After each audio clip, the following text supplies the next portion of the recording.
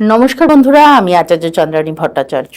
শ্রাবণ মাসটি অতি পবিত্র একটি মাস দেবাদিদেব মহাদেবের পূজা অর্চনা করার জন্য।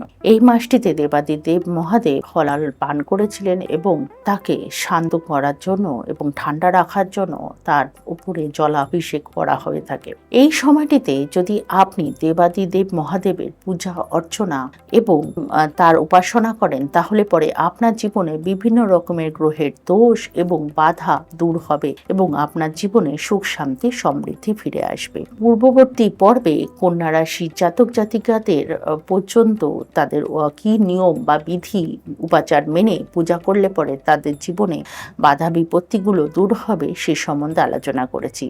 আসুন পরবর্তী রাশি সম্বন্ধে জেনে নেওয়া যাক। তুলা রাশির জাতক জাতিকারা এই শ্রাবণ মাসে দেবাদিদেব মহাদেবের উপাসনা করার সময় অবশ্যই মধু দ্বারা জলাভিষেক করুন এবং তাকে সাদা ফুল অবশ্যই অর্পণ করবেন। এর ফলে তার জীবনে, তুলা রাশি জাতক জাতিকাদের জীবনে প্রেম, ভালোবাসা এবং সম্মান বৃদ্ধি পাবে। বৃশ্চিক রাশি জাতক জাতিকাদের এই সময়টিতে দেবাদিদেব মহাদেবকে পূজা অর্চনা করার সময় অবশ্যই তা ফুল, বেলপাতা, তার সাথে সাথে হলুদ ফুল অবশ্যই অর্পণ করবেন এবং আপনারা আপনাদের পূজা অর্চনার সময় দেবাদিদেব মহাদেবের চরণে কিছু লাল মিষ্টি অবশ্যই নিবেদন করবেন। এই সময়টিতে যদি আপনি এইভাবে পূজা করেন, তাহলে পরে দেবাদিদেব মহাদেবের কৃপায় আপনার জীবনে সকল প্রকারের ভয় এবং বাধা অতি অবশ্যই দূর হবে। ধনুরাশির জাতক জাতিকারা তাদের জীবনে সৌভাগ্য এবং ভাগ্য উন্নতির জন্য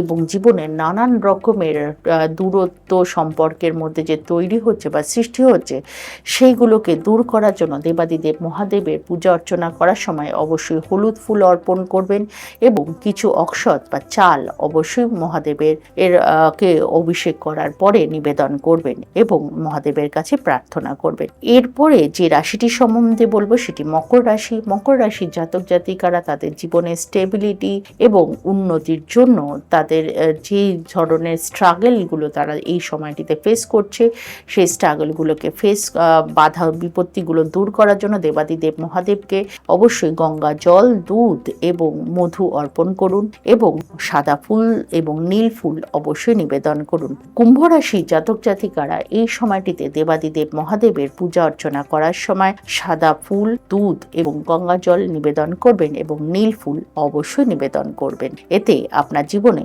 যে বাধাগুলো রয়েছে অবশ্যই দূর হবে। ধন্যবাদ, সকলে ভালো থাকবেন। নমস্কার।